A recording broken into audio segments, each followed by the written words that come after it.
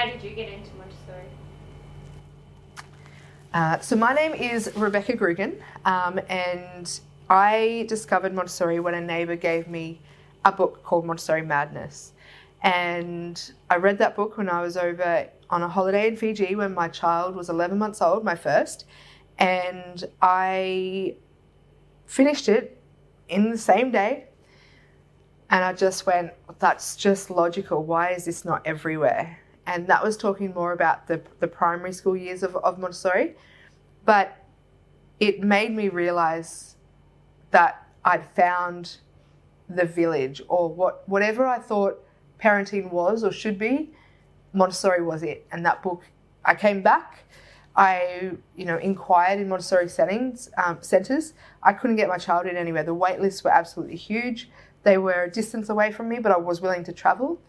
So I had to start in parent-child type classes where I would go with my child in a Montessori-style playgroup. And I went to one and I felt it was quite cold and not really accepting. I didn't feel like I was part of it or acknowledged. And I went to another one where I felt wasn't enough structure. So 3 months after discovering Montessori, I started I Am Montessori with the parent-child classes that I believed was the right structure that myself as a parent, but also other people that I knew would want if they were trying to discover Montessori for themselves. And then from that, there was no going back. So I fell further and further in love with Montessori. As I got to learn more about it, I enrolled in the Montessori Institute's training, and I would go to these trainings and I would be the annoying one who would ask the trainer questions. The why. Why is the pink tower pink? Why do we do that? Why is that like that? And people who'd been Montessori for 20 years wouldn't have the answers, which would then fuel my journey to find the answers, which meant that my Montessori journey became deeper quite quickly, which led to other people wanting to be trained by our company, that led to other people wanting us to manage their childcare centres. Because there was such a wait list in the area that I live, we started what's called family daycare, which is like in-home care, where educators could be set out at home and have a number of children in that space. That allowed more children to have access to Montessori before they could, because they potentially weren't going to get into these centres that they were on the wait list for when they needed to developmentally. So we sort of started a family daycare service. We were managing childcare centres for other people, and then the opportunity came up to own our own, and we knew that gave us the chance to showcase what we can do, or what we believe modern Montessori is. So I believe in technology and intertwining it into the Montessori curriculum. I believe in nature and our impact on the environment being extremely important in everyday life for the child.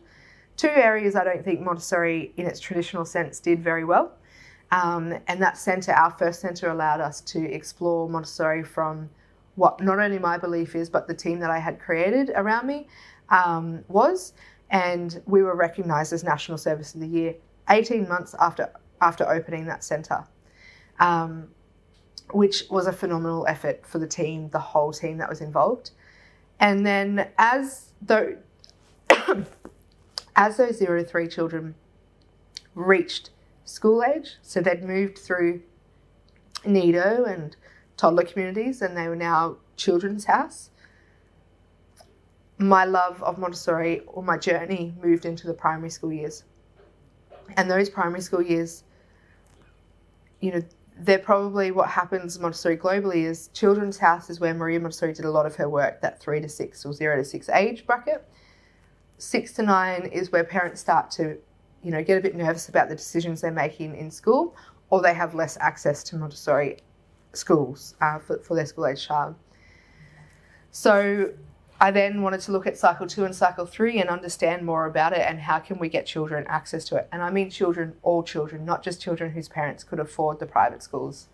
So that led us on a very long journey, a very hard journey that ended up with us looking at opening a private school.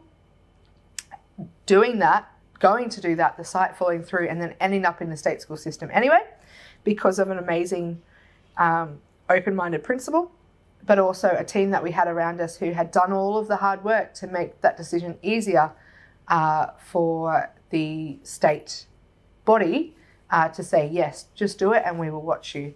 And so we're 18 months into that journey, and we have got now been involved in creating opportunity for children from the age of 0 to 12. So we have cycle 1, cycle 2 and cycle 3 within the existing school that we are attached to. And by 2023, we will have high school. So it will be to 15. And my ultimate goal has always been 0 to 18, the whole way through that child's childhood and adolescence, because I believe that that's how we change the world. Montessori is the answer, and we're proving that each and every year and each and every project that we're involved in. And Montessori is my life, and it really is an aid to life. And I think that as the world progresses and we have the rapid changes that are happening, Montessori will be at the forefront of people understanding that it's actually just a way of life, and it is the best way of life.